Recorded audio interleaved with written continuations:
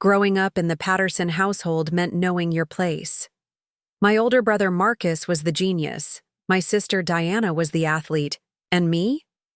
I was just Alexa, the one who asked too many questions and spent too much time with her nose buried in books nobody cared about. When I turned 16 and announced I wanted to study marine biology, my father looked at me over his newspaper and said 5 words that would haunt me for years. Leave the thinking to the smart ones. I'd love to know which corner of the globe you're watching from, and if this story speaks to you, make sure to subscribe. Tomorrow's video is one you absolutely can't miss. Little did any of us know that 15 years later, my research on ocean acidification would become required reading in universities across the country, and my family would finally understand that intelligence comes in many forms. The Patterson family lived in a modest 2-story house on Maple Street in Riverside, Ohio, where expectations were as predictable as the changing seasons. My father, Robert Patterson, worked as a shift supervisor at the local automotive plant, while my mother, Linda, managed the household and worked part-time at the community center. They were good people, hardworking and honest, but their world was built on practical foundations where dreams were luxuries they couldn't afford to entertain. Marcus, my older brother by 3 years, had always been the golden child. He excelled in mathematics and physics, earning straight A's without breaking a sweat. Teachers praised his analytical mind, and my parents beamed with pride whenever his report cards arrived.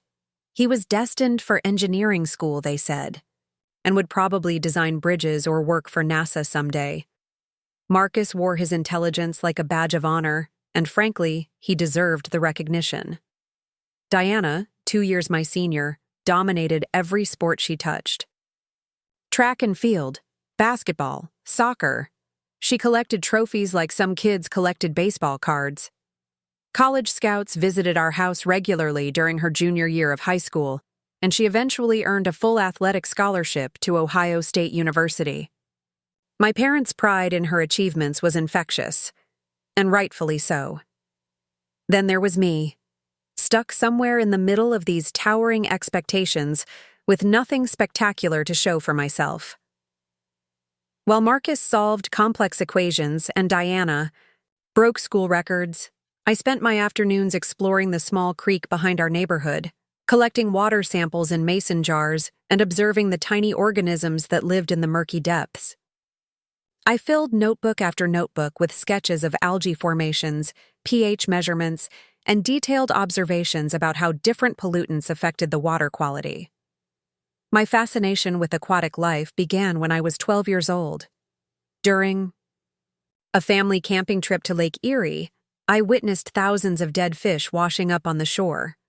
The smell was overwhelming, and while everyone else retreated to higher ground, I found myself captivated by the tragedy. What had caused this massive die-off? Why were some species affected while others seemed unharmed? The park ranger explained it was likely due to algae blooms caused by agricultural runoff, but his simplified explanation only sparked more questions in my mind. From that day forward, I became obsessed with understanding the delicate balance of aquatic ecosystems. I checked out every book about marine biology from the Riverside Public Library, sometimes carrying home stacks so tall I could barely see over them. Mrs. Henderson, the head librarian, eventually created a special section just for me, ordering advanced texts on oceanography and marine chemistry that most high school students would never dream of reading. My bedroom became an unofficial laboratory. I converted my desk into a microscope station, complete with slides, petri dishes, and a collection of water samples from various sources around town. The smell of pond water and algae cultures became as familiar as my mother's cooking, though significantly less appreciated by the rest of the family. My walls were covered with charts showing ocean currents, diagrams of marine food chains, and photographs of deep-sea creatures that most people had never seen. While my siblings focused on their homework and extracurricular activities, I dove deeper into research about ocean acidification, coral bleaching, and the impact of plastic pollution on marine life. I spent hours reading scientific journals that I found online, struggling through complex terminology and statistical analyses that were way above my grade level. Most of it went over my head initially, but I persisted, creating my own glossary of terms and slowly building my understanding piece by piece. My parents viewed my interests with a mixture of confusion and mild concern. They didn't understand why I preferred spending Saturday mornings at the local water treatment plant, interviewing technicians about filtration processes, rather than shopping at the mall like other girls my age. When I excitedly shared my latest discoveries about microplastics in drinking water or the declining pH levels in the Great Lakes, their eyes would glaze over with polite disinterest. "That's nice, honey," my mother would say, already turning her attention to more pressing matters, like dinner preparation or helping Diana with college applications. My father's response was usually a grunt of acknowledgement before returning to his evening news or sports highlights. The disconnect became more apparent during family gatherings, when relatives would ask about our accomplishments. Marcus would confidently discuss his latest physics project or his plans for studying mechanical engineering.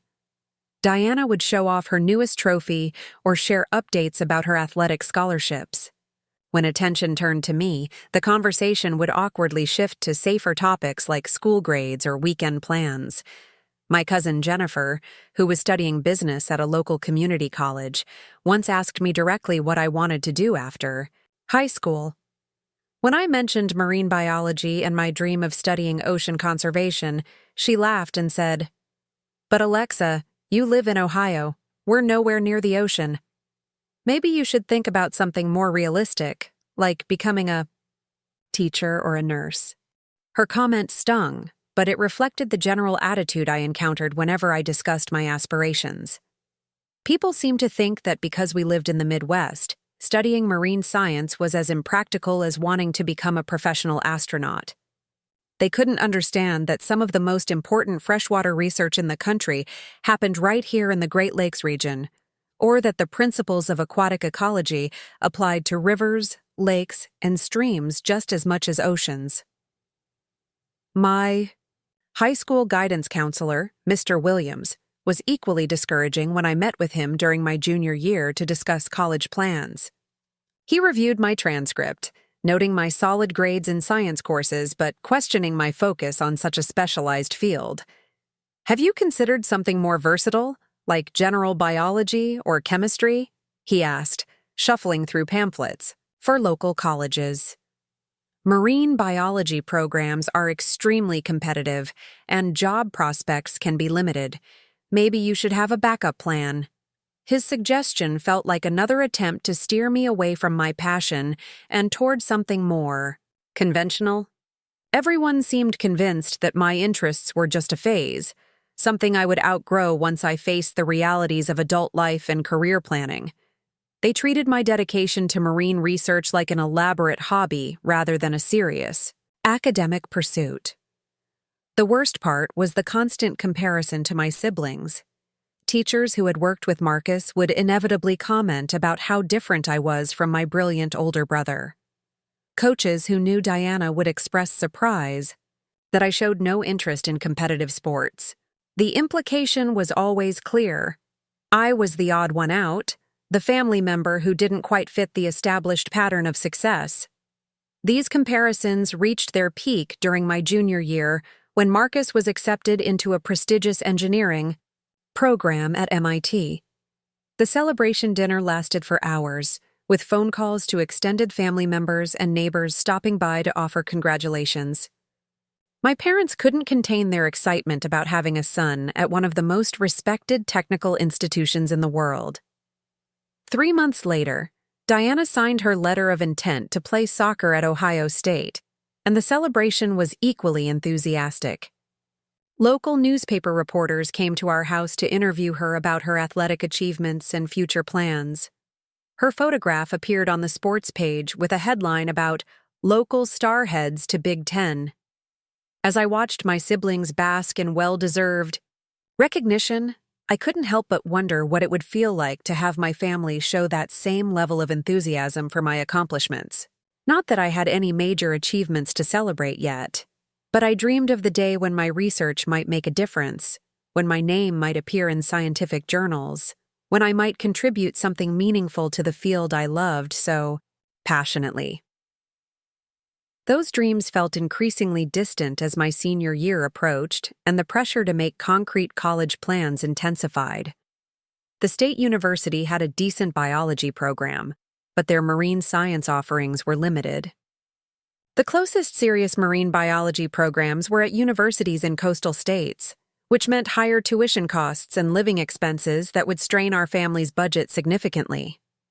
My parents made it clear that while they wanted to support my education, they expected me to be practical about my choices. The community college had a solid environmental science program that would cost a fraction of what out-of-state tuition would require. They suggested I could always transfer later if I still wanted to pursue marine biology after getting my general requirements completed. It was a reasonable compromise, but it felt like another way of postponing my real dreams in favor of safer, more affordable alternatives.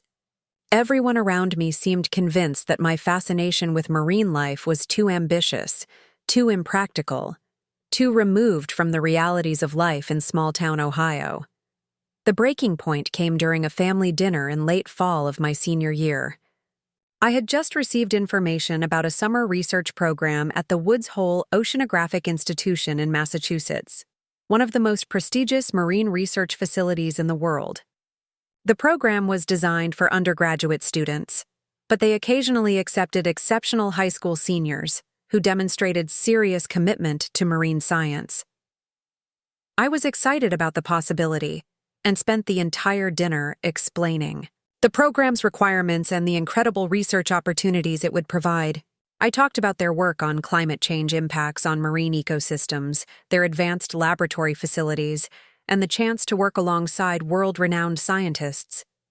Marcus looked up from his plate and smirked. "Alexa, you do realize that programs like that are designed for students who are actually serious about science, right? I mean, playing around with pond water in your bedroom doesn't exactly qualify as a research experience." His comment hit harder than usual because it came at a moment when I felt particularly vulnerable about my qualifications. I had been wondering the same thing myself, whether my self-directed studies and amateur observations would be taken seriously by professional scientists. Diana chimed in with what she probably thought was helpful advice. "Maybe you should focus on getting into college first before worrying about fancy research programs. You don't want to get your hopes up too high." But it was my father's response that would stick with me for years to come. He set down his fork, looked directly at me with a mixture of exasperation and resignation, and delivered the words that would become the defining moment of my teenage years. "A lot of love and effort went into bringing this story to life. If you're enjoying it, we'd be so grateful if you'd subscribe to our channel. Now, back to where we left off. Alexa, honey, you need to be realistic about your abilities. Your brother is the one with the scientific mind in this family. Your sister has athletic talent that colleges actually want. You're a smart girl, but maybe it's time to leave the thinking to the smart ones and find something more suitable for your interests." The silence that followed was deafening. Even Marcus looked uncomfortable with the bluntness of our father's assessment. Diana stared at her plate, probably wishing she could disappear from the awkward tension that had suddenly filled our dining room. I felt my face burning with embarrassment and hurt. All those hours of research, all those notebooks filled with observations, all those dreams of contributing to marine conservation, dismissed with a single sentence that relegated me to the category of family members who weren't quite smart enough for serious intellectual pursuits. I excused myself from the table and retreated to my room, where I sat surrounded by my water samples and research notes, wondering if everyone else was right. Maybe I was deluding myself about my capabilities. Maybe my passion for marine biology was just an elaborate fantasy that would eventually crumble under the weight of academic reality. That night, I made a decision that would change the trajectory of my entire life. Instead of abandoning my dreams, or settling for the safe path everyone expected me to take, I decided to prove them wrong. Not out of spite or anger, but out of a deep conviction that my love for marine science was real and valuable, regardless of what anyone else thought about my abilities. I spent the rest of my senior year working harder than I had ever worked before. I applied to every marine biology program I could find, regardless of cost or location. I wrote application essays that poured out my passion for ocean conservation and detailed my self-directed research projects. I reached out to professors at various universities, sharing my observations and asking for advice about pursuing marine science as a career. Most importantly, I applied to that summer research program at Woods Hole, crafting an application that showcased not just my academic interests, but my genuine commitment to understanding and protecting aquatic ecosystems. I wrote about my years of independent research, my observations of local water quality issues, and my vision for how marine science could address some of the most pressing environmental challenges of our time. The responses were mixed. Some schools offered admission to their general biology programs with the possibility of specializing later. Others suggested I consider environmental studies or chemistry as more practical alternatives.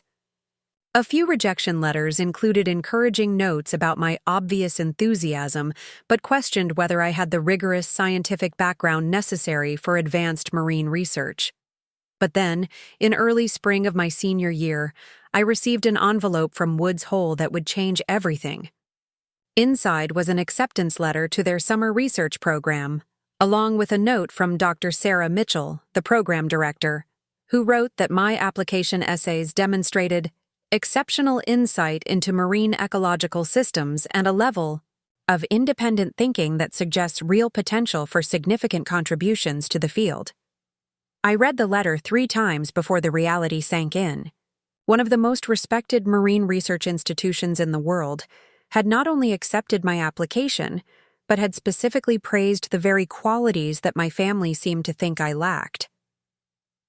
The acceptance to Woods Hole opened doors I hadn't even known existed. Other universities began taking my applications more seriously, and I eventually received offers from several coastal schools with strong marine biology programs. The financial challenges were still significant, but scholarship opportunities and work-study programs made it possible to pursue my dreams without completely bankrupting my family. My parents' reaction to the Woods Hole acceptance was complicated. They were proud that I had achieved something noteworthy, but they still harbored doubts about the practicality of my chosen path. My father's congratulations felt somewhat forced, as if he was still convinced that I was setting myself up for eventual disappointment. Marcus was genuinely impressed, though he couldn't resist adding that marine biology was pretty niche compared to engineering. Diana was supportive in her straightforward way, saying she didn't really understand what I was doing, but was glad I was happy about it. The mixed reactions from my family didn't dampen my excitement about the opportunities ahead. For the first time in my life, I felt validated in my intellectual pursuits by people who actually understood and valued the work I wanted to do. Dr. Mitchell's letter had used phrases like rigorous scientific thinking and innovative approach to ecological research, descriptions that stood in stark contrast to my family's assessment of my abilities. As graduation approached and my departure for Woods Hole drew near, I reflected on the journey that had brought me to this point. The years of feeling intellectually isolated in my own family, the constant pressure to choose more practical pursuits, the repeated suggestions that I wasn't cut out for serious scientific work. All of these experiences had shaped my determination to succeed in marine biology. I wasn't angry with my family for their lack of understanding. They had done their best to guide me based on their own experiences and worldview. In their minds, steering me away from an uncertain career path was an act of love and protection. They couldn't have known that their doubts would only strengthen my resolve to prove that intelligence and scientific capability come in many different forms. The night before I left for Massachusetts, I stood in my bedroom looking at the collection of research materials I had accumulated over the years. Dozens of notebooks filled with observations, water samples from locations across 3 counties, microscope slides documenting seasonal changes in local aquatic life, and charts tracking pollution levels in nearby streams and lakes. To most people, it probably looked like the amateur hobby of an enthusiastic teenager, but I knew it represented something more significant: the foundation of genuine scientific curiosity and the beginning of what I hoped would become a meaningful career in marine research. I packed my notebooks carefully, knowing that they contained the seeds of ideas that might someday grow into important contributions to our understanding of aquatic ecosystems.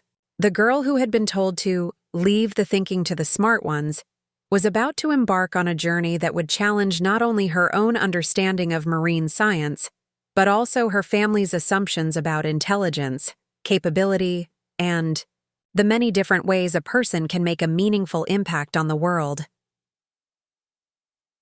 Woods Hole. Oceanographic Institution sat on the Massachusetts coast like a fortress of scientific discovery, its weathered buildings housing some of the most advanced marine research equipment in the world.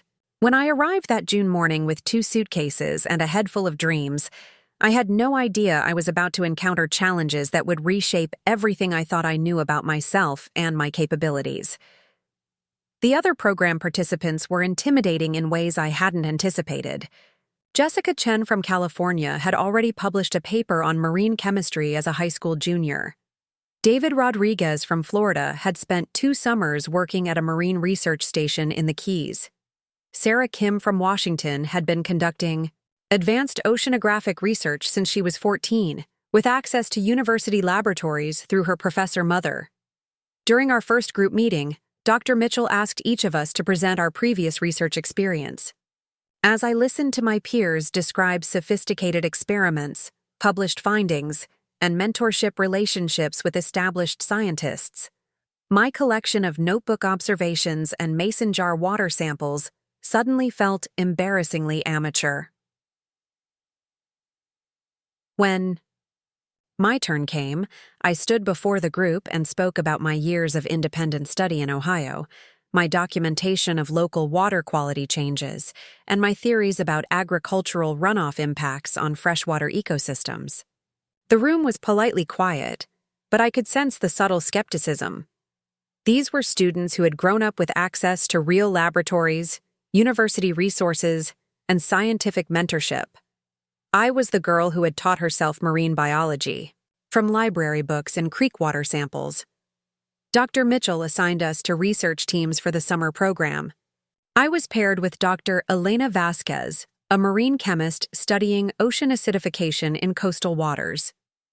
Dr. Vasquez was brilliant but notoriously demanding, known for expecting graduate-level work from undergraduate researchers. Several of the other students expressed sympathy when they learned about my assignment, suggesting that Dr. Vasquez rarely worked with high school students and had little patience for beginners.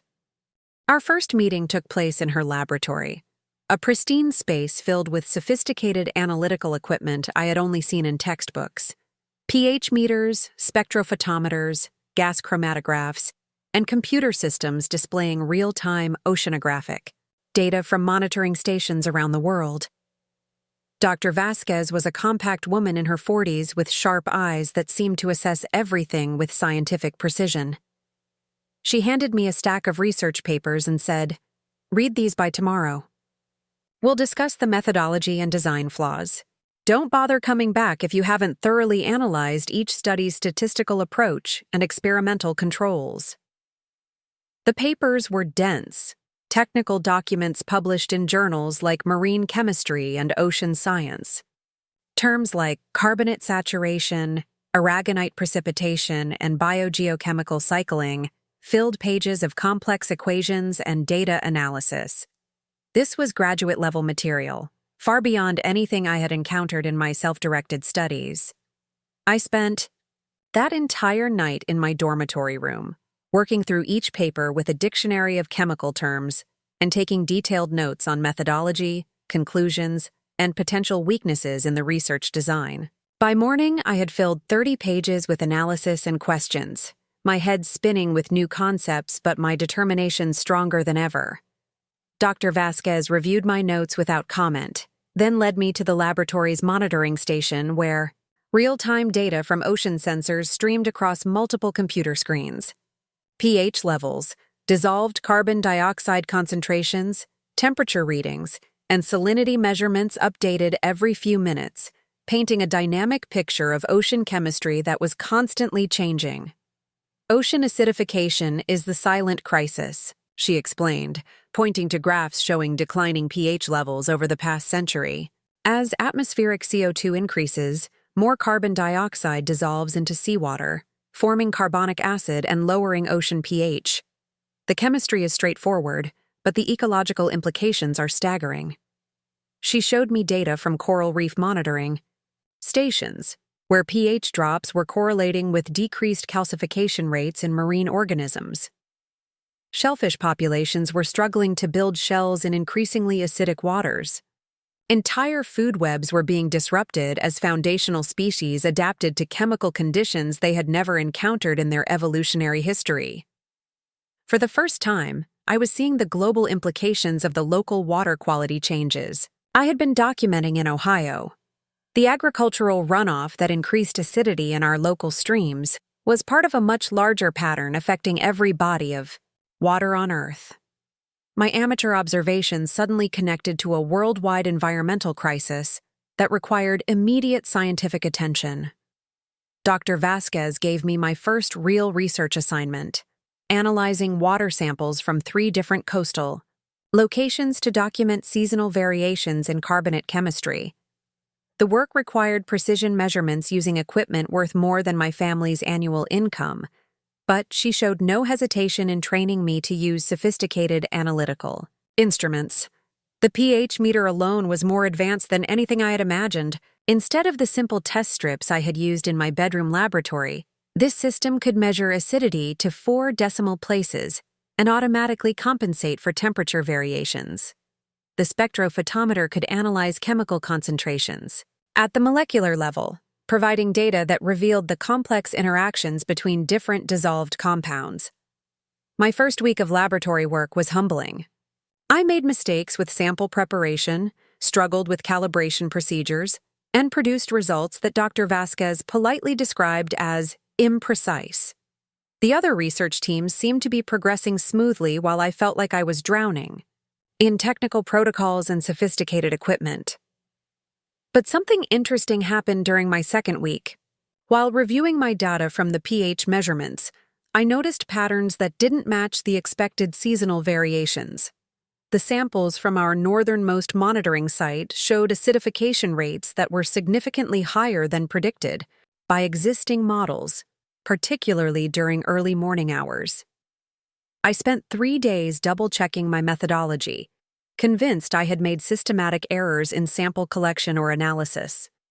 When I finally approached Dr. Vasquez with my findings, I expected her to point out the obvious mistakes in my technique. Instead, she studied my data for several minutes, then asked me to explain my sampling procedures in detail. After reviewing my protocols, she said something that changed the entire trajectory of my summer research. Your technique is sound. If these measurements are accurate, you may have identified a previously undocumented diurnal variation in coastal acidification.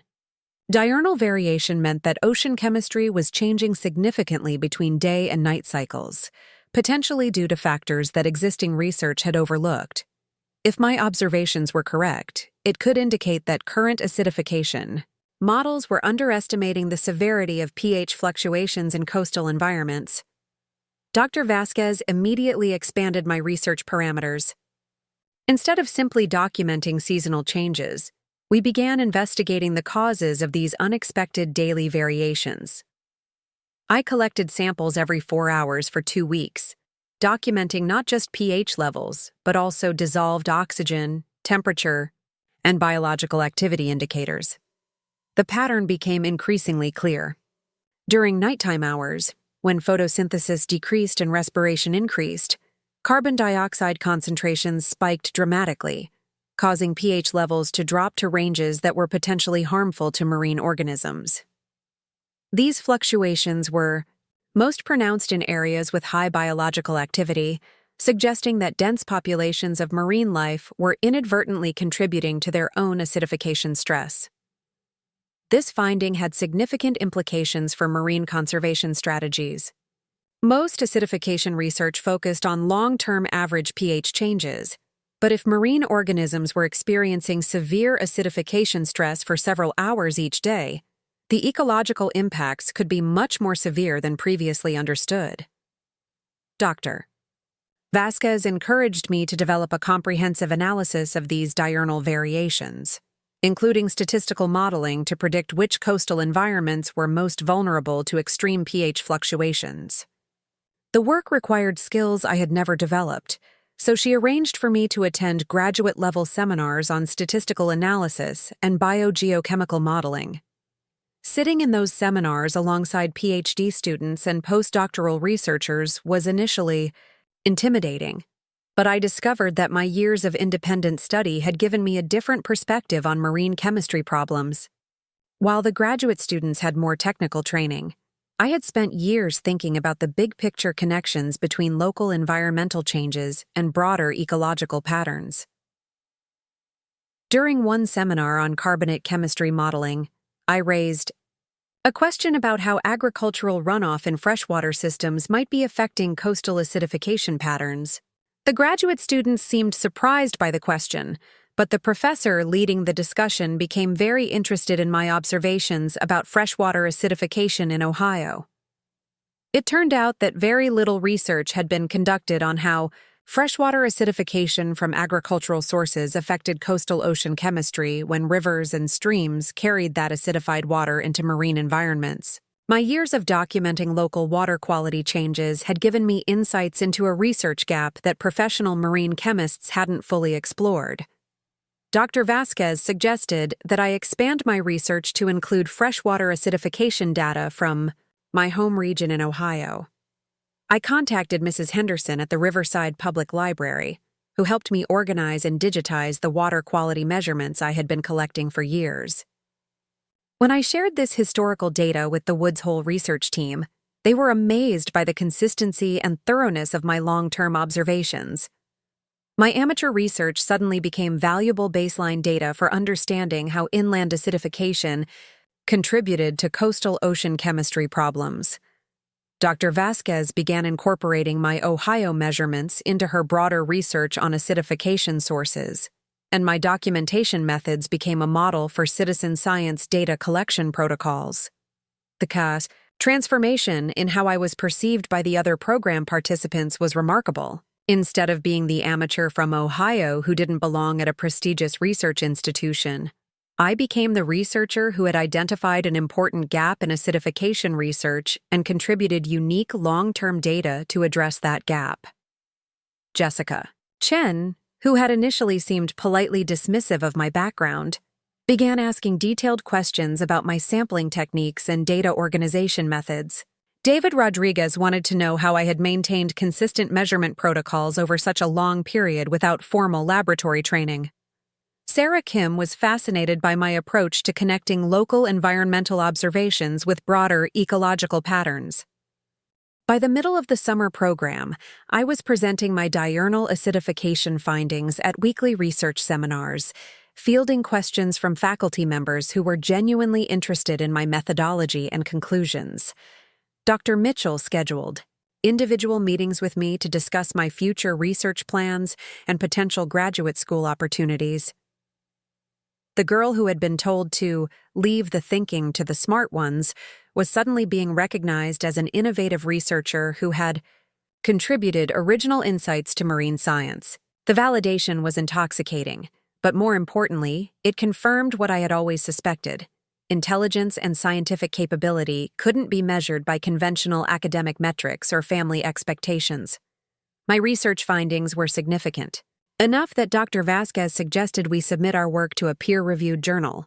The idea of publishing scientific research as a high school student seemed impossibly ambitious, but she guided me through the process of writing a formal research paper that met professional publication standards.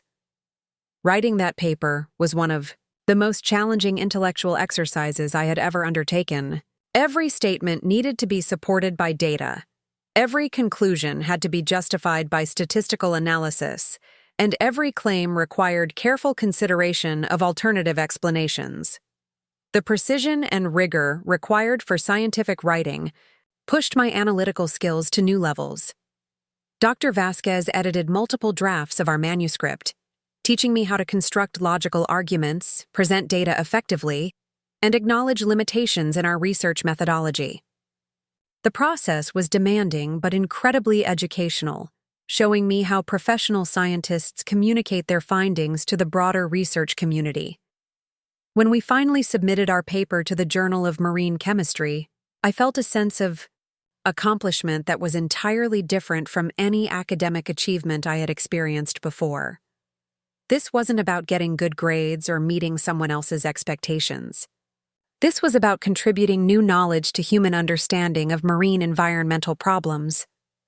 The peer review process took several months, during which anonymous scientists evaluated our research methodology, questioned our conclusions, and suggested improvements to our analysis. Responding to reviewer comments required additional data collection and statistical analysis, but it also demonstrated that our findings were being taken seriously by the scientific community. As my summer at Woods Hole drew to a close, I realized that my understanding of marine science had been completely transformed. I had arrived thinking that sophisticated equipment and advanced academic training were the most important qualifications for scientific research. I was leaving with the understanding that curiosity, persistence, and careful observation were equally valuable scientific tools. Dr. Vasquez wrote a recommendation letter for my college applications that described my research as exceptionally mature and methodologically sound, and noted that my independent thinking and innovative approach to environmental problems suggested significant potential for future scientific contributions. Coming from a researcher of her caliber, those words carried weight that extended far beyond typical academic recommendations. The other program participants had also recognized the value of my work. Jessica Chen asked if she could collaborate with me on a follow-up study examining acidification patterns in California coastal waters. David Rodriguez wanted to apply my diurnal sampling techniques to his research in Florida. Sarah Kim suggested that we co-author a review paper on citizen science approaches to marine chemistry research. These relationships represented something I had never experienced before.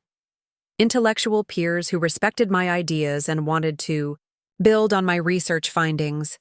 For the first time in my life, I was part of a community where scientific thinking was valued and encouraged, rather than dismissed or marginalized. When I returned to Ohio at the end of the summer, I felt like I was returning as a completely different person. The insecure teenager who had left Riverside 3 months earlier had been replaced by a confident young researcher who had contributed original findings to marine science and earned recognition from established scientists. My family's reaction to my summer experience was complicated. They were proud that I had succeeded at such a prestigious program, but they still didn't fully understand what I had accomplished. When I tried to explain my research findings, their eyes glazed over with the same polite disinterest I had encountered for years. My father asked practical questions about how marine research could lead to stable employment. My mother worried that I was setting myself up for disappointment by pursuing such a specialized field. Even Marcus, who had always been the acknowledged intellectual in our family, seemed unsure about how to respond to my scientific achievements. The disconnect was frustrating but no longer devastating. I had discovered a community of scientists who understood and valued my work, and their recognition mattered more than my family's continued skepticism. I knew that my research had merit regardless of whether my parents could appreciate its significance. During my senior year of high school, I continued working on the acidification research I had begun at Woods Hole. I established new monitoring sites around Ohio, training other students to collect water quality data using the protocols I had developed. My bedroom laboratory became more sophisticated as I invested in better equipment and expanded my analytical capabilities. The paper that Dr. Vasquez and I had submitted was accepted for publication in early spring, making me one of the youngest authors ever published in the Journal of Marine Chemistry. The acceptance letter included reviewer comments praising our innovative methodology and significant contributions to understanding coastal acidification patterns. When the publication announcement appeared in our local newspaper, the reaction was mixed. Some people were genuinely impressed that a Riverside High School student had published scientific research in a professional journal. Others seemed skeptical that the work could be as important as the article suggested. My high school chemistry teacher, Mrs. Foster, used my research as an example in her advanced placement classes, explaining how local environmental observations could contribute to global scientific understanding. The recognition from an educator who had watched my development over several years felt particularly meaningful. But the most significant validation came from an unexpected source. Dr. Patricia Williams, who headed the marine science program at the University of California, San Diego, contacted me directly after reading our published paper. She had seen my research cited in another acidification study and was impressed by the methodology and findings. Dr. Williams offered me early admission to their marine biology program with a research assistantship that would allow me to continue working on acidification research as an undergraduate student. The offer included full tuition coverage and a monthly stipend for living expenses, making it financially feasible for me to attend one of the top marine science programs in the country. The opportunity was everything I had dreamed about and more. UCSD's Scripps Institution of Oceanography was world-renowned for marine research, with facilities and faculty that would allow me to develop my acidification work into a comprehensive research program. Dr. Williams specifically mentioned that she wanted me to establish a freshwater-to-marine acidification research lab that could serve as a model for other institutions. When I shared this news with my family, their reaction was finally unequivocally positive. Even my father seemed impressed that universities were competing to recruit me and offering substantial financial support for my education. Marcus admitted that my achievements were actually pretty impressive, which was probably the closest thing to intellectual recognition I had ever received from him. Diana was characteristically direct in her support. "I don't understand what you do, but if important people think it's good enough to pay you to do it, then you must be pretty smart." Her comment made me laugh, but it also represented a fundamental shift in how my family viewed my capabilities. As graduation approached, and my departure for California became imminent, I reflected on the journey that had brought me to this point. The girl who had been dismissed as not quite smart enough for serious intellectual work was about to begin graduate-level research at one of the world's premier oceanographic institutions.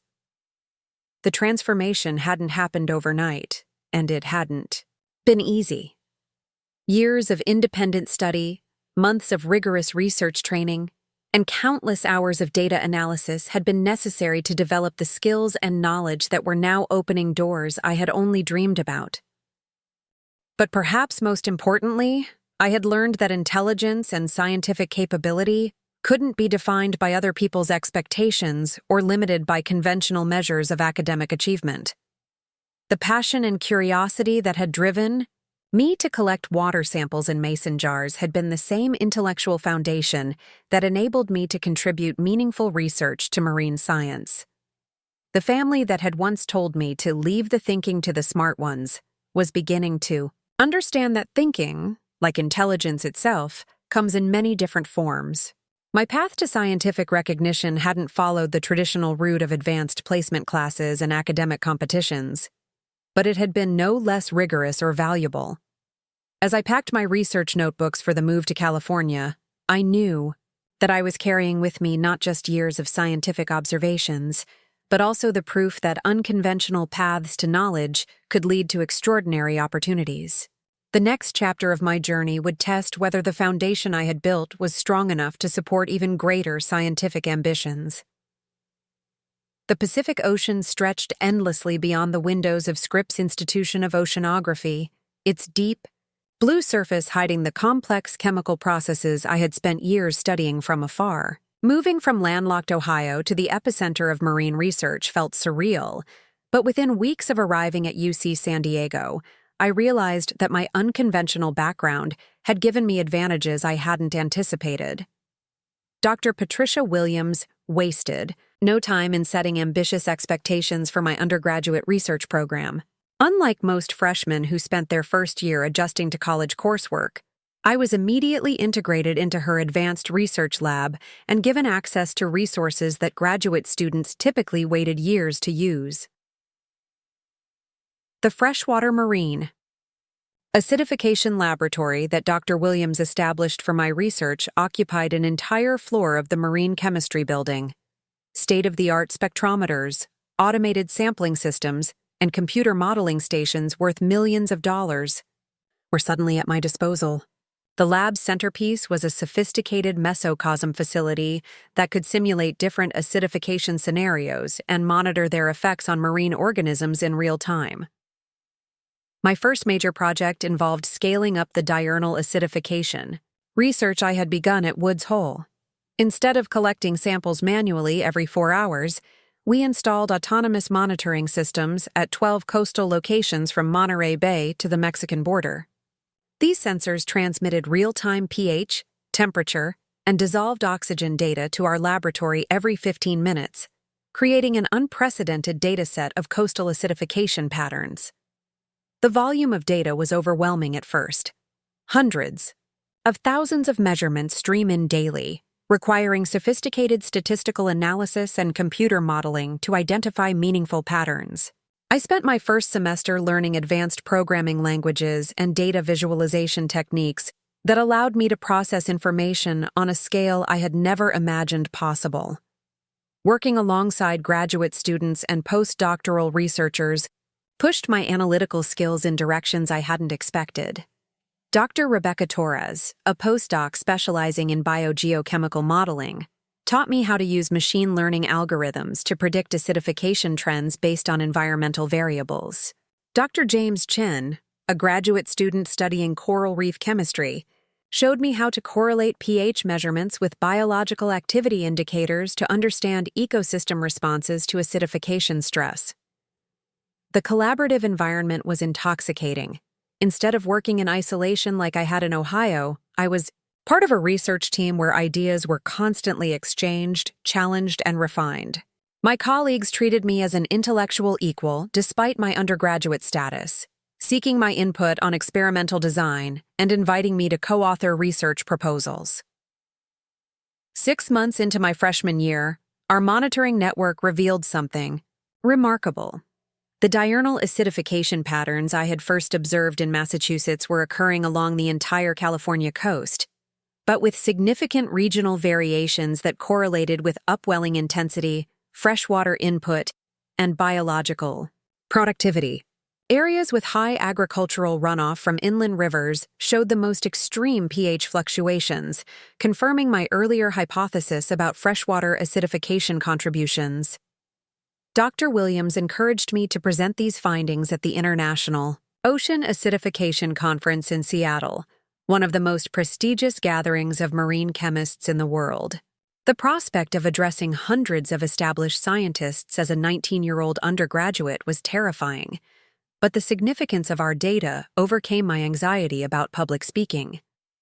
My presentation, titled Regional Variations in Diurnal Acidification Patterns Along the California Coast, drew standing-room-only attendance. I had prepared extensively, anticipating challenging questions from researchers who might be skeptical of conclusions drawn by such a young scientist. Instead, the response was overwhelmingly positive, with multiple scientists approaching me afterward to discuss collaboration opportunities. Dr. Maria Santos from the National Oceanic and Atmospheric Administration asked if our monitoring protocols could be adapted for their Pacific-wide acidification research program. Dr. Pierre Dubois from the French National Center for Scientific Research wanted to establish similar monitoring networks in the Mediterranean. Dr. Yuki Tanaka from the University of Tokyo proposed a comparative study examining diurnal acidification patterns in Japanese coastal waters.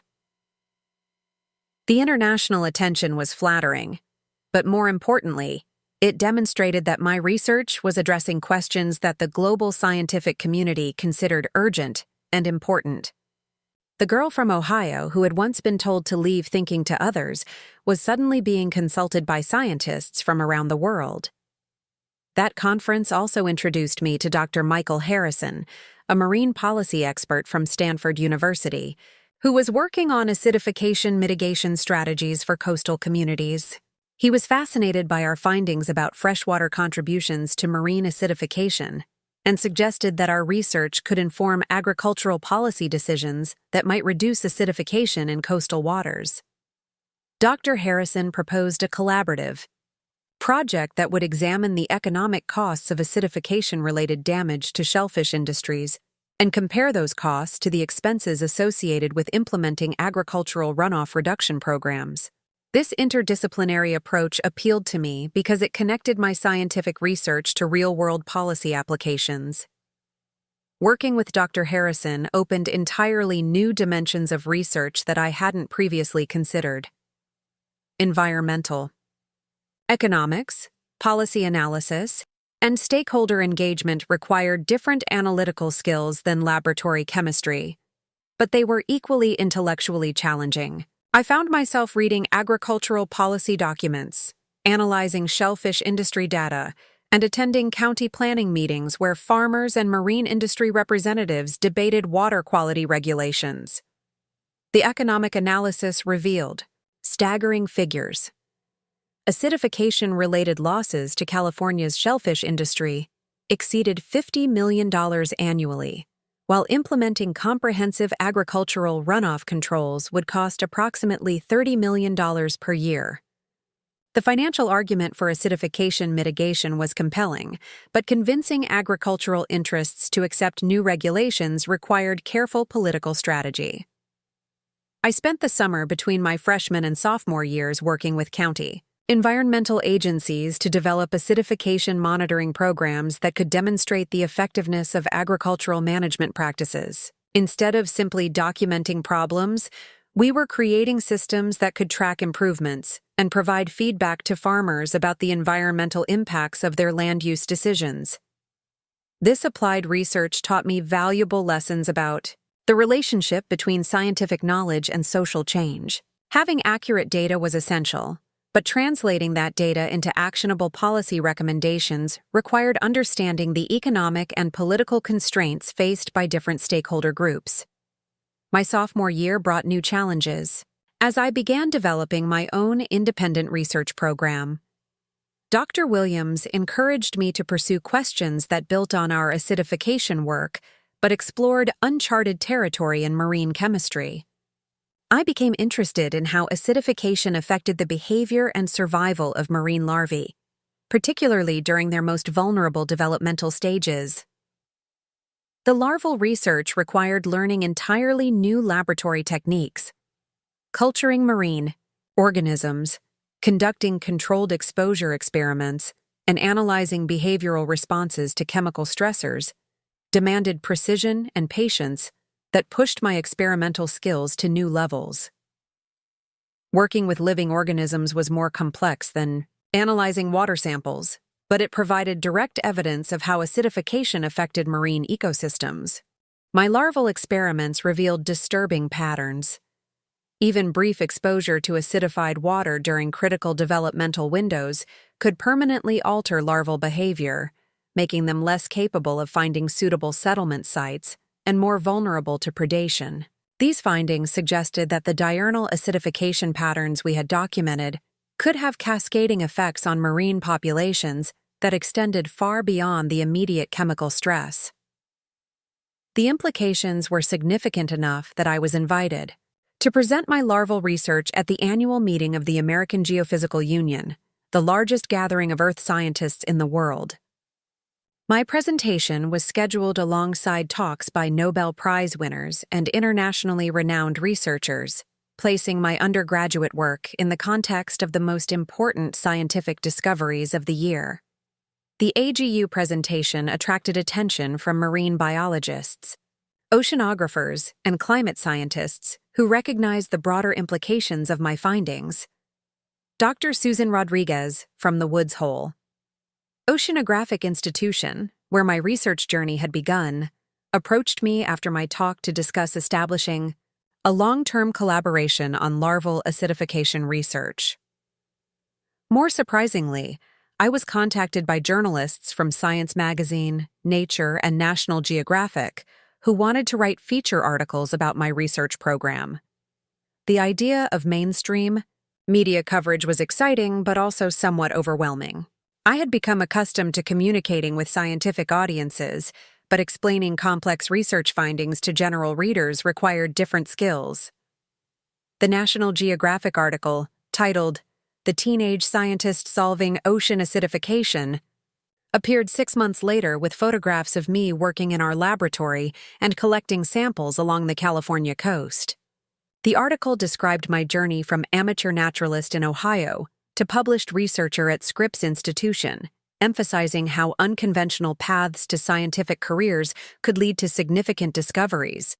The media attention had unexpected consequences. I began receiving emails from high school students around the world who were interested in marine science but felt discouraged by their lack of formal research opportunities. Many of them described family situations similar to what I had experienced, where their scientific interests were dismissed or undervalued by people who didn't understand their passion. Responding to these students became an informal mentorship program that consumed hours of my time but provided tremendous personal satisfaction. I helped teenagers in rural communities design independent research projects, connected them with local environmental organizations, and provided guidance on college applications and scholarship opportunities. This mentorship work led to an invitation to speak at the National Science Foundation's annual meeting on broadening participation in STEM fields.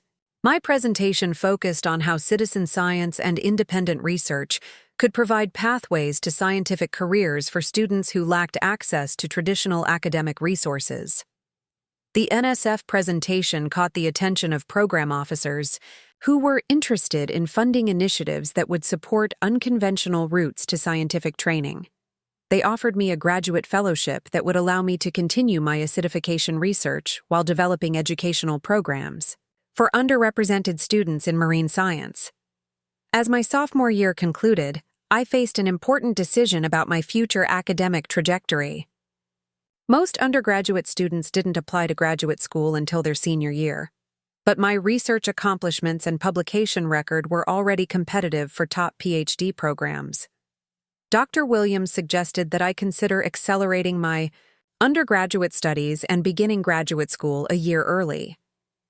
The prospect of starting graduate research at 20 years old was intimidating, but I had learned to trust my instincts about educational opportunities. My unconventional path had consistently led to experiences that exceeded my expectations, and I felt ready for the intellectual challenges of graduate-level research. I applied to marine science PhD programs at 5 universities, focusing on institutions with strong interdisciplinary programs that would allow me to continue combining chemical research with policy applications and educational outreach. My application materials included 3 published papers, documentation of research funding I had secured independently, and recommendation letters from internationally recognized scientists. The acceptance letters arrived during spring break of my sophomore year. Harvard, MIT, Stanford, University of Washington, and UC San Diego all offered admission with full funding and research assistantships. Several programs specifically mentioned that they wanted to support my development of acidification research into a comprehensive program addressing both scientific and policy questions. Choosing between these opportunities was more difficult than I had anticipated. Each program offered unique advantages, but ultimately I decided to remain at UC San Diego, where I could continue building on the research infrastructure I had already established. Dr. Williams agreed to serve as my PhD advisor, and the university created a special interdisciplinary program that would allow me to work with faculty from marine science, environmental policy, and education departments. The decision to begin graduate school as a 20-year-old required conversations with my family that were both satisfying and surreal. My parents, who had once worried that I was pursuing impractical dreams, were now struggling to understand how their daughter had become competitive for the most selective graduate programs in the country. My father's reaction was particularly meaningful. During one of our phone conversations, he said, "Alexa, I have to admit that I was wrong about your abilities. I didn't understand what you were doing, and I thought I was protecting you from disappointment. But you've accomplished things that I never imagined were possible." His acknowledgement of error was more valuable than any academic recognition I had received.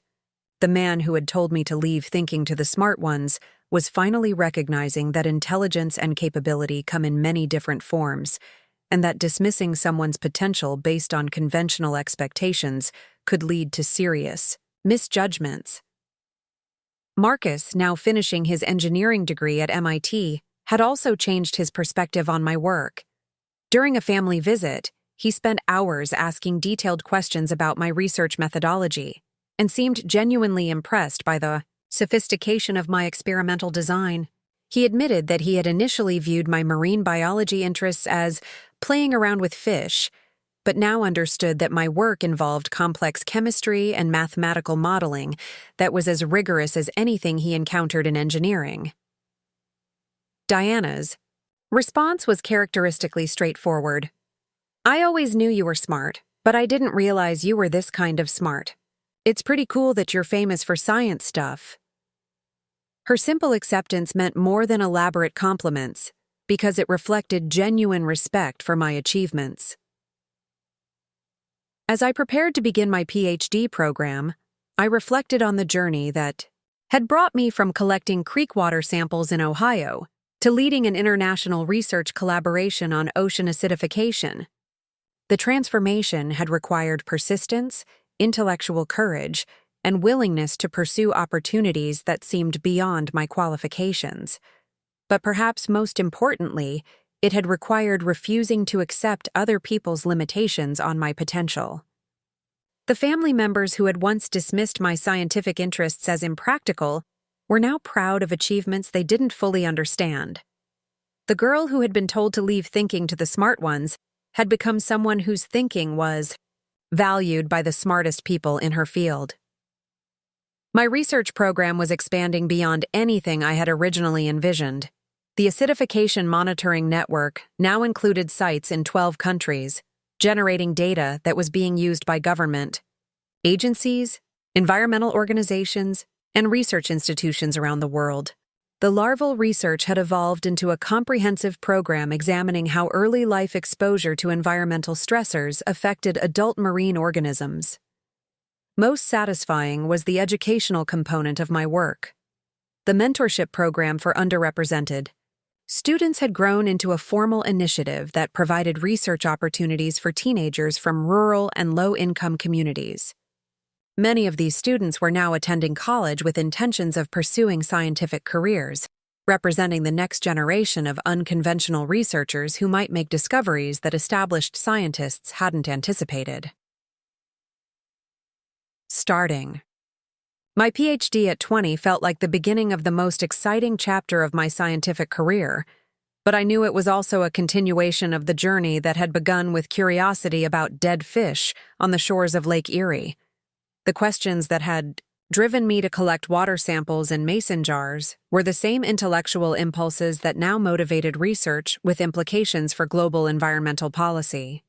The girl from Ohio, who had once felt intellectually isolated in her own family, had become part of an international community of scientists working to understand and address one of the most pressing environmental challenges of our time.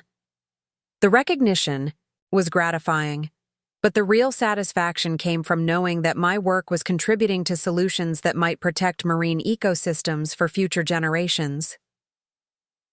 3 years into my PhD program, the acidification research network had grown beyond anything I could have managed alone. What started as a curiosity about pH fluctuations in coastal waters had evolved into the Global Diurnal Acidification Monitoring Consortium, with research stations in 47 countries and data partnerships with the United Nations Environmental Program, the World Bank, and major fishing industry associations. Managing this international collaboration required skills I hadn't learned in any chemistry class. Conference calls with scientists in 12 time zones, coordinating equipment shipments to remote research stations, and navigating the bureaucratic requirements of international research agreements consumed as much of my time as laboratory work. I found myself becoming as much a project manager and diplomat as a marine chemist. The consortium's influence extended far beyond academic research. Our data had become the foundation for new environmental regulations in the European Union, influenced fishing industry practices across Southeast Asia, and informed climate change adaptation strategies for small island nations in the Pacific. When the Intergovernmental Panel on Climate Change released their latest assessment report, our acidification research was cited more than 200 times. But the most significant development came when Dr. Elizabeth Morrison, the newly appointed director of the National Science Foundation's Ocean Sciences Division, contacted me about establishing a permanent research institute dedicated to acidification science and policy. The proposed Marine Chemistry Policy Institute would be housed at UC San Diego, with me serving as the founding director despite being only 23 years old. The opportunity was extraordinary, but also daunting. Leading a research institute would require administrative responsibilities that could limit my time for hands-on research, but it would also provide resources and influence that could amplify the impact of acidification science on environmental policy decisions worldwide. Dr. Morrison explained that the NSF board had been impressed not just by my research findings, but by my ability to translate complex scientific concepts into actionable policy recommendations and engage diverse stakeholder communities in environmental problem solving. They wanted to create an institution that could serve as a model for how scientific research could directly inform environmental governance at local, national, and international levels.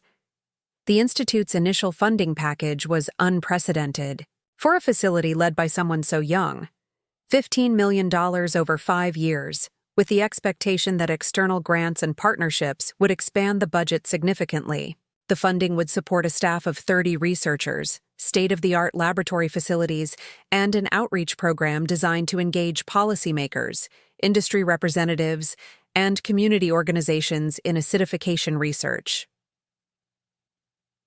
Accepting. The directorship meant making a fundamental transition from being a researcher who studied environmental problems to being a leader who could influence how society responds to those problems. The responsibility was overwhelming, but I had learned to trust the unconventional opportunities that had shaped my career trajectory. The official announcement of the Marine Chemistry Policy Institute generated international media attention that exceeded anything I had experienced previously.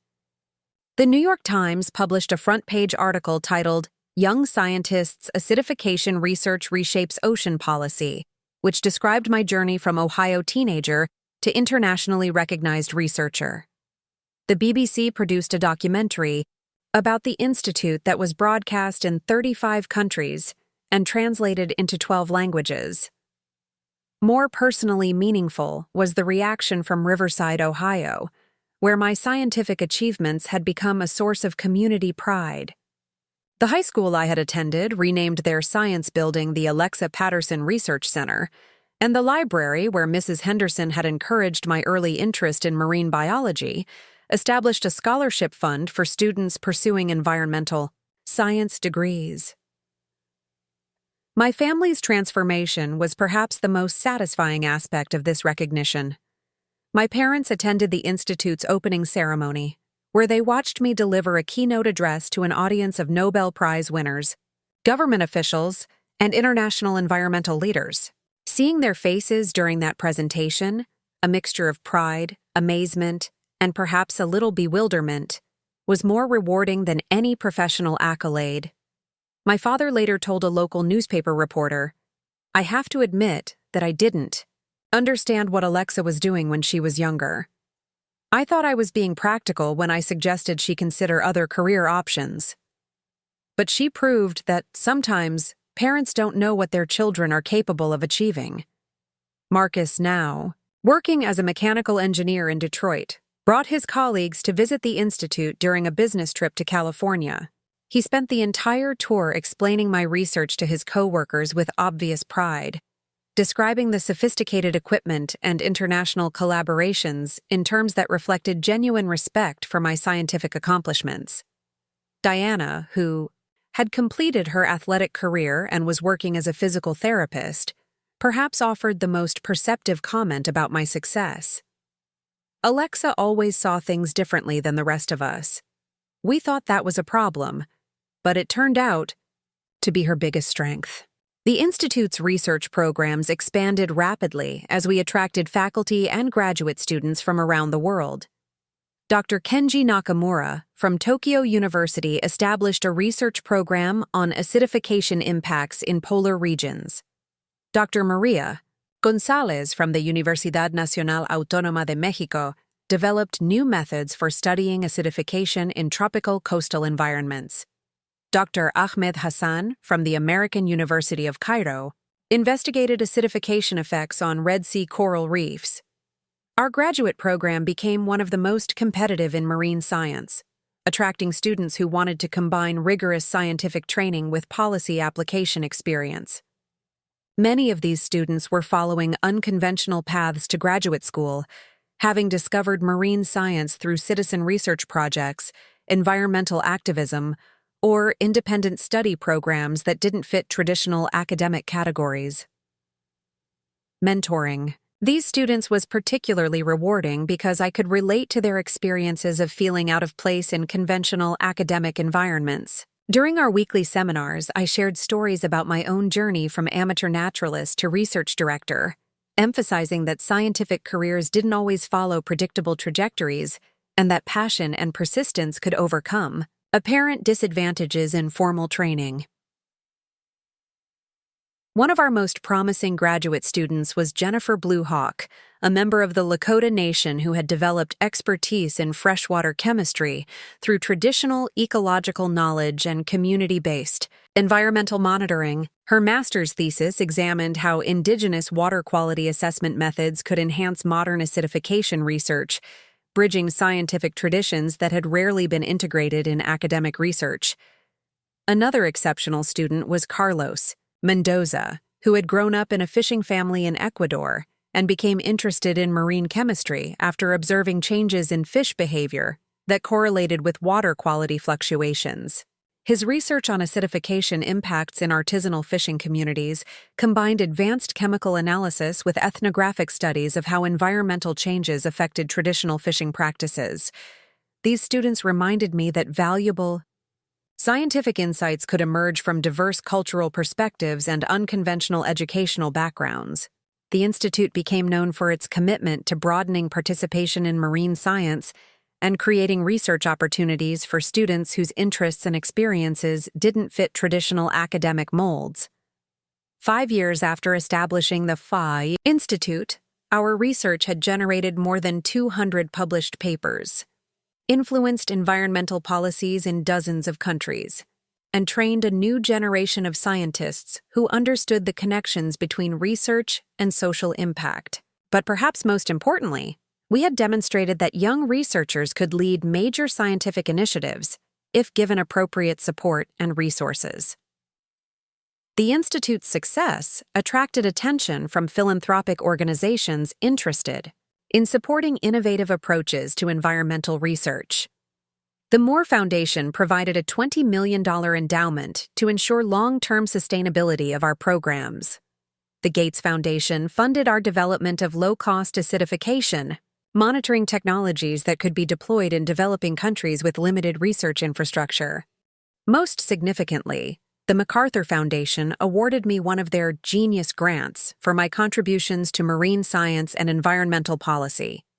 The MacArthur Fellowship provided 5 years of unrestricted funding that would allow me to pursue research questions without the constraints of traditional grant requirements. The MacArthur announcement generated renewed media attention, but the recognition that meant the most came from an unexpected source. During the award ceremony, I received a congratulations letter from my high school guidance counselor, Mr. Williams, who had once suggested I consider more practical career alternatives than marine biology. His letter was thoughtful and reflective. "I want to apologize for discouraging your interest in marine science when you were a student. I thought I was being realistic about career prospects, but I failed to recognize your exceptional potential. Your achievements have taught me to be more supportive of students who pursue unconventional interests, and I now encourage them to follow their passions regardless of how impractical those interests might seem." The letter represented a broader shift in how educators and parents approach students with unusual intellectual interests. The Institute's outreach programs had begun working with high schools across the country to identify and support students who showed aptitude for environmental research, even if their interests didn't align with traditional academic categories. We developed summer research programs that brought high school students to our laboratory for intensive training in marine chemistry and policy analysis. Many of these students came from rural communities or low-income families that had limited access to advanced science education, but their enthusiasm and fresh perspectives often led to innovative research approaches that impressed our faculty. The program's most successful graduate was Rebecca Thompson, a student from rural Montana who had become interested in water chemistry through 4-H environmental projects. Her high school research on acid mine drainage eventually evolved into a sophisticated analysis of heavy metal pollution in watershed systems, earning her admission to our graduate program and a National Science Foundation fellowship. Stories like Rebecca's validated my belief that scientific talent could emerge from unexpected places, and that providing opportunities for unconventional students could lead to significant research contributions. The girl from Ohio who had once felt intellectually isolated was now helping other young people navigate similar challenges and discover their own paths to scientific careers. As I approached my 30th birthday, I reflected on the journey that had brought me from collecting creek water samples to directing an international research institute. The transformation seemed impossible in retrospect, but each step had followed logically from the previous one, building on opportunities that I had learned to recognize and pursue, despite initial uncertainty about my qualifications. The Institute was planning its next phase of growth, including partnerships with environmental organizations in Africa and Asia that would expand our global monitoring network and provide research opportunities for students from regions that were underrepresented. In marine science, we were also developing new technologies for rapid acidification assessment that could be used by coastal communities to monitor their local water quality and inform management decisions. My personal research had evolved to focus on long-term ecosystem responses to acidification, using machine learning algorithms to analyze decades of environmental data and predict how marine communities might adapt to continued chemical changes. The work required collaboration with computer scientists, evolutionary biologists, and climate modelers, creating interdisciplinary research teams that addressed questions too complex for any single scientific discipline. But perhaps the most satisfying aspect of my career was the growing network of former students and collaborators who were establishing their own research programs around the world. The Institute had become a launching pad for scientists who carried our interdisciplinary approach to new institutions and research questions, multiplying our impact beyond what any single laboratory could achieve. Dr. Jennifer Bluehawk had returned to South Dakota to establish a tribal college program in environmental science that combined traditional ecological knowledge with modern research methods. Dr. Carlos Mendoza was working with fishing cooperatives throughout Latin America to develop community-based acidification monitoring programs. Rebecca Thompson was completing her PhD and planned to establish a research program focused on mining impacts on freshwater ecosystems. These scientists represented the next generation of researchers who understood that environmental problems required solutions that integrated scientific knowledge with community engagement and policy implementation. They were carrying forward the lessons I had learned about the importance of connecting rigorous research with real-world applications and ensuring that scientific discoveries could inform decisions that affected people's lives and livelihoods. The girl who had been told to leave the thinking to the smart ones had not only become one of the recognized experts in her field, but had also created pathways for others to pursue their own unconventional routes to scientific careers. The institute served as proof that intelligence and capability could emerge from unexpected backgrounds, and that supporting diverse approaches to scientific training could lead to innovations that traditional academic programs might overlook. I prepared for the next decade of research and leadership. I carried with me the lessons learned from years of proving that passion, persistence, and willingness to pursue unconventional opportunities could overcome apparent limitations in formal preparation.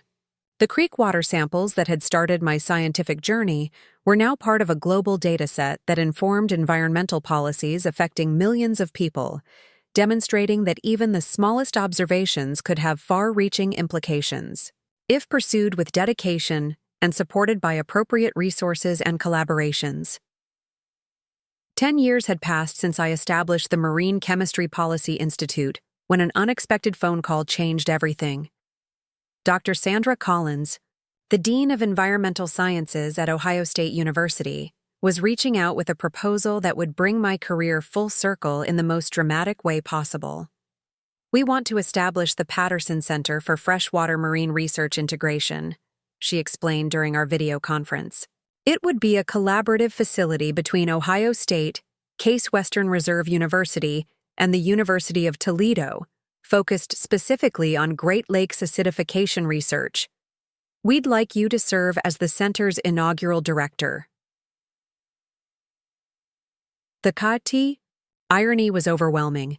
The same state university system that had once seemed like a compromise option for a girl with impractical dreams was now courting me to lead a research center that would bear my family name. The facility would focus on the exact research questions that had driven my teenage curiosity about dead fish on Lake Erie's shores. But the most stunning aspect of Dr. Collins's proposal was the center's location. The primary research facility would be built in Cleveland, less than 3 hours from Riverside, Ohio, where my scientific journey had begun in a bedroom laboratory filled with mason jar water samples and a determination to understand aquatic ecosystems despite everyone's doubts about my capabilities. The Patterson Center would represent a homecoming that validated every risk I had taken and every unconventional choice that had shaped my career. More importantly, it would allow me to address the environmental problems that had first sparked my interest in marine chemistry, bringing world-class research resources to the region where I had learned to see connections between local water quality issues and global environmental challenges. The center's mission perfectly aligned with the interdisciplinary approach I had developed over the previous decade. Great Lakes acidification was a complex problem that required understanding agricultural runoff patterns, industrial pollution sources, atmospheric chemistry, biological ecosystem responses, and the socioeconomic impacts on fishing communities and tourism industries. Ohio State's proposal included partnerships with environmental agencies, agricultural extension services, and community organizations throughout the Great Lakes region. The center would establish monitoring stations from Lake Superior to Lake Ontario, creating the first comprehensive network for tracking acidification patterns in the world's largest freshwater ecosystem. The research would have immediate practical applications for communities around the Great Lakes, where acidification was already affecting fish populations, threatening drinking water quality, and imposing economic costs on industries that depended on healthy aquatic ecosystems.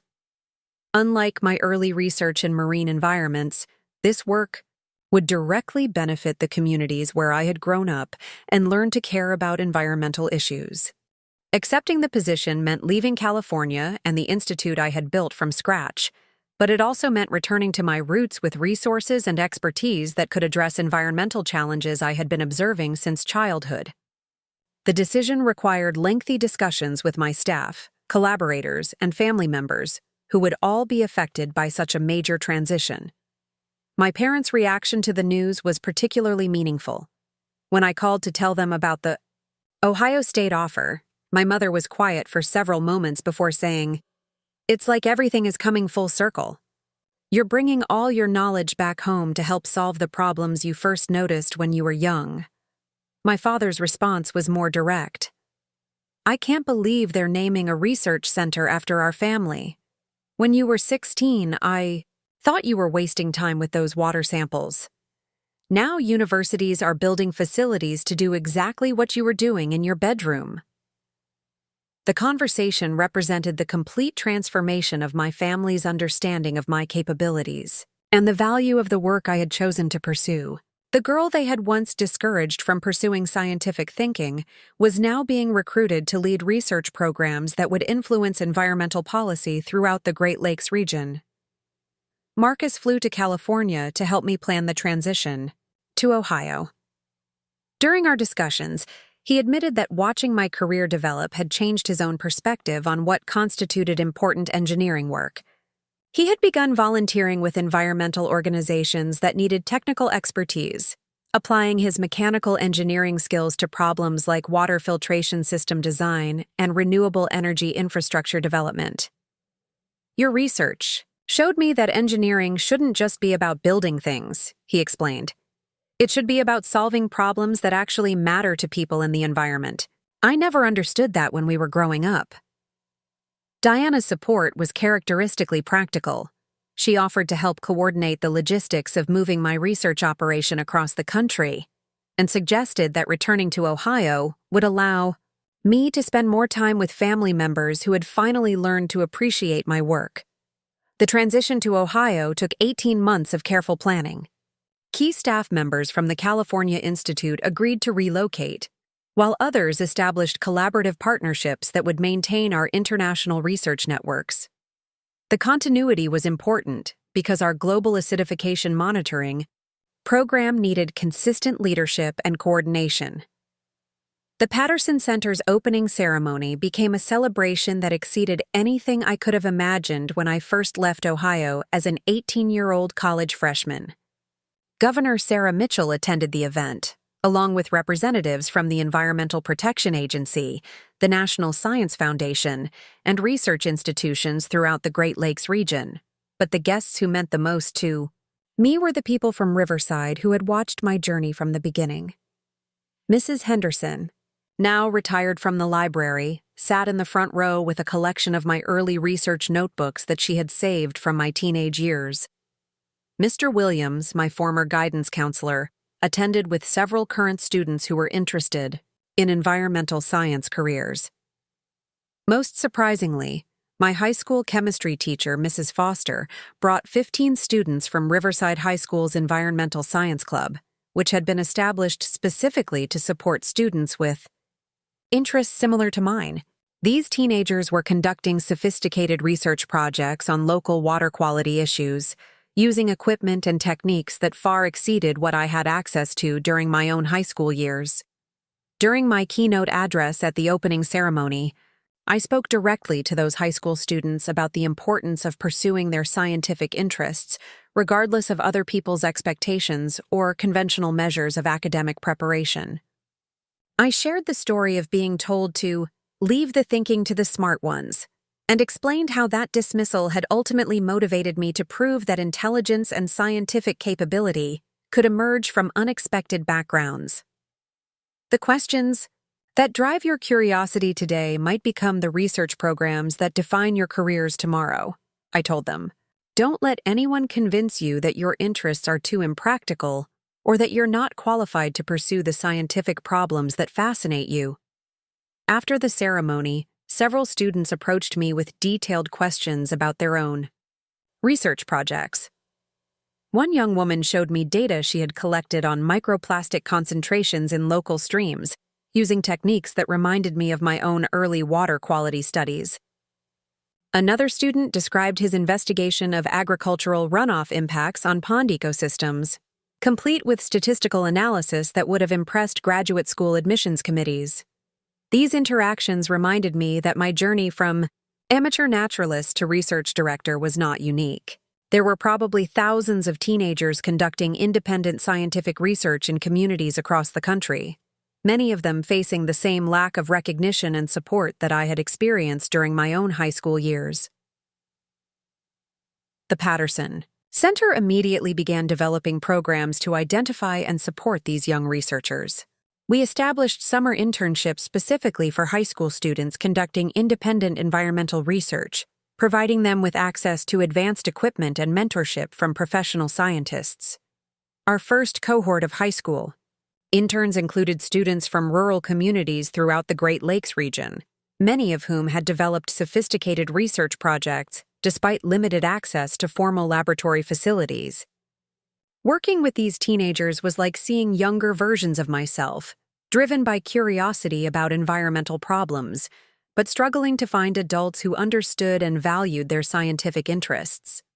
Sarah Martinez from rural Michigan had spent 3 years documenting water quality changes in agricultural drainage ditches, developing her own methods for measuring nutrient concentrations and algae blooms. Her work was sophisticated enough to warrant publication in a peer-reviewed journal, but she had never received recognition from teachers or family members who didn't understand the significance of her findings. David Kim from inner-city Toledo had become interested in urban water pollution through community activism around environmental justice issues. His research on industrial contamination in the Maumee River combined chemical analysis with sociological investigation of how pollution affected different neighborhoods, demonstrating an interdisciplinary approach that impressed our graduate students.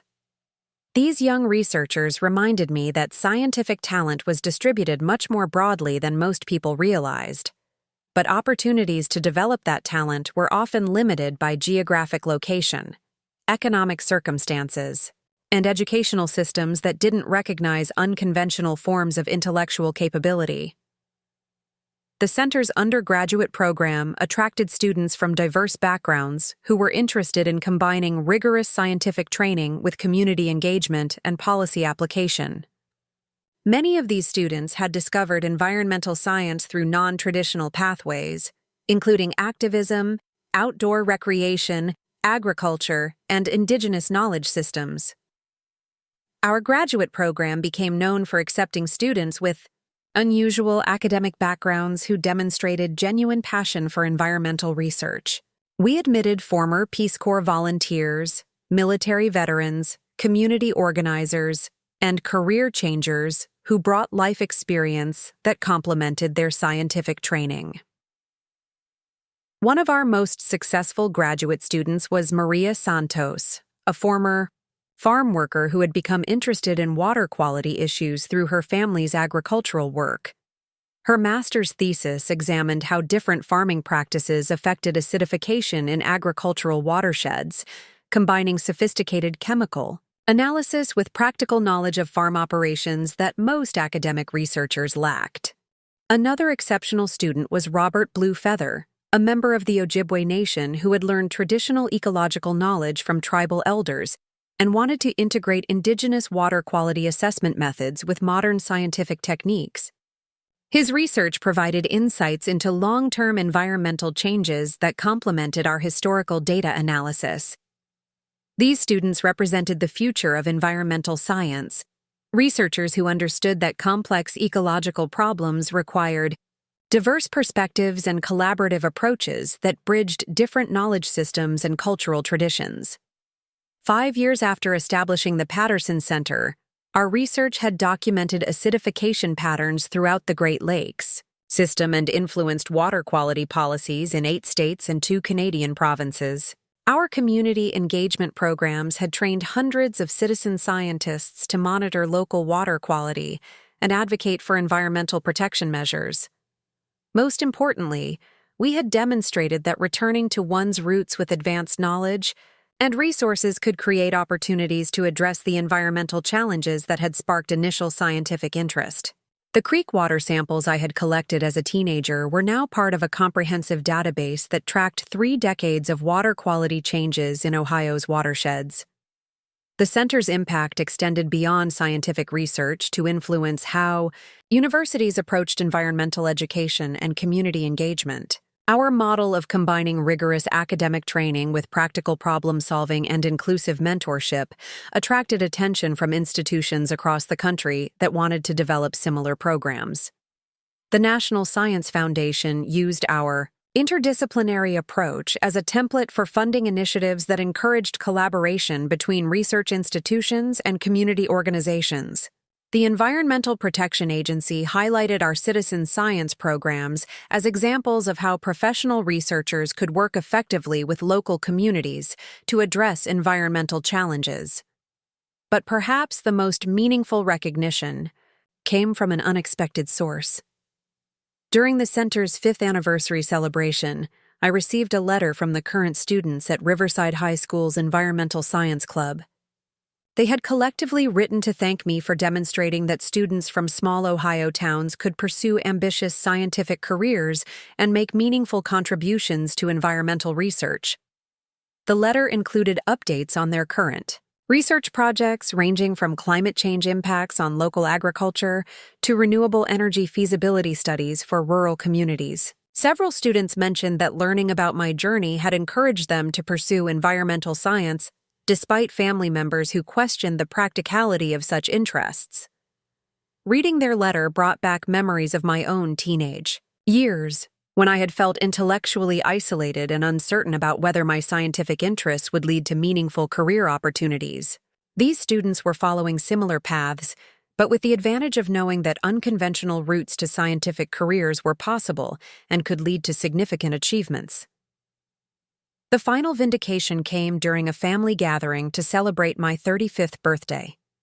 As we sat around my parents' dinner table, the same table where my father had told me to leave the thinking to the smart ones, the conversation focused on the environmental research being conducted by universities throughout Ohio and the Great Lakes region.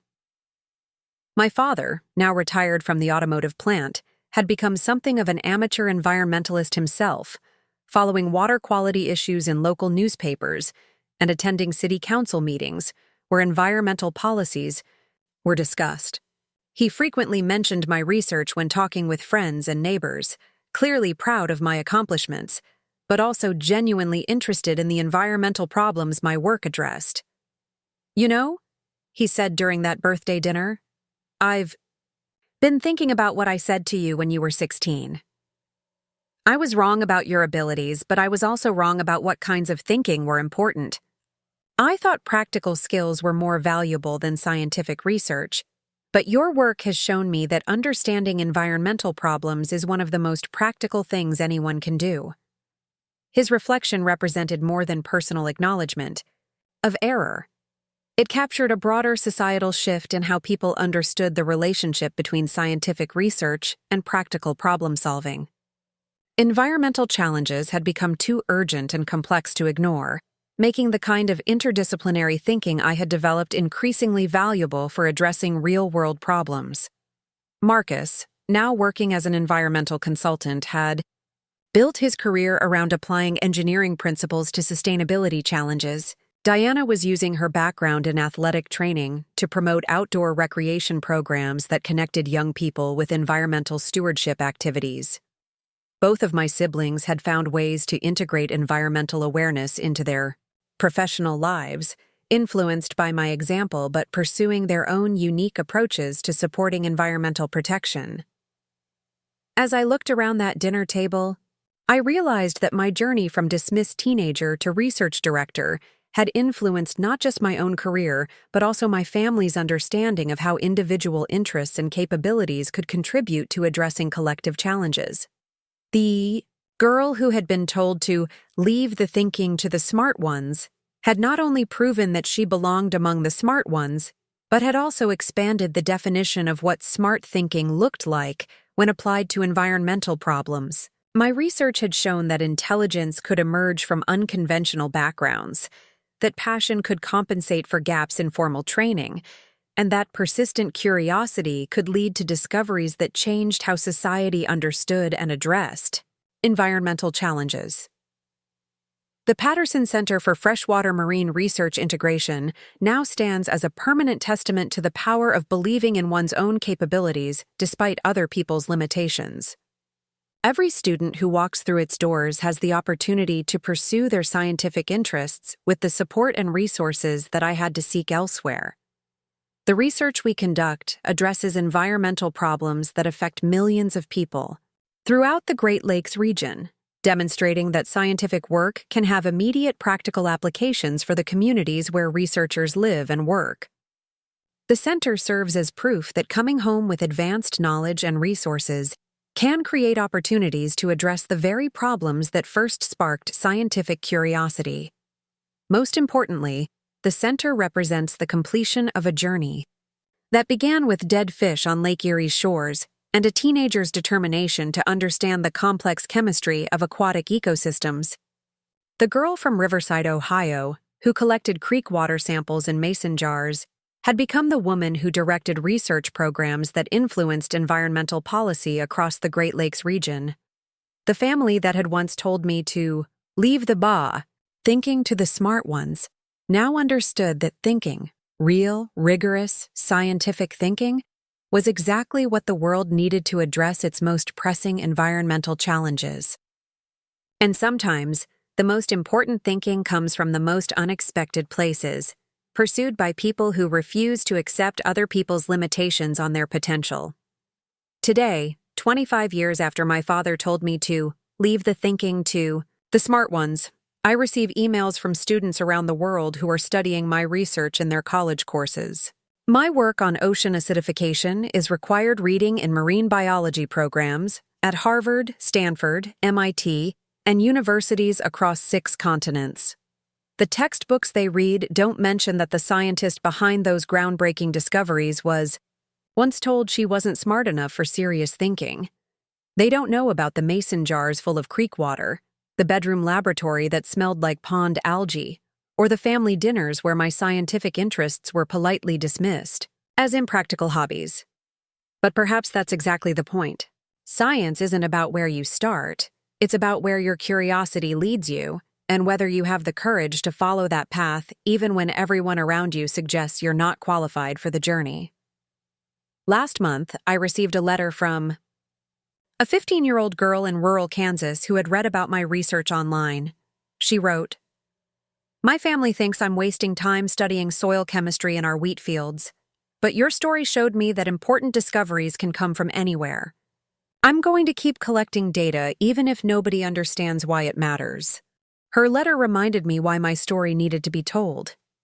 There are probably thousands of young people right now, sitting in their bedrooms with notebooks full of observations, feeling like their scientific interests don't matter because they don't fit conventional expectations of what real research looks like.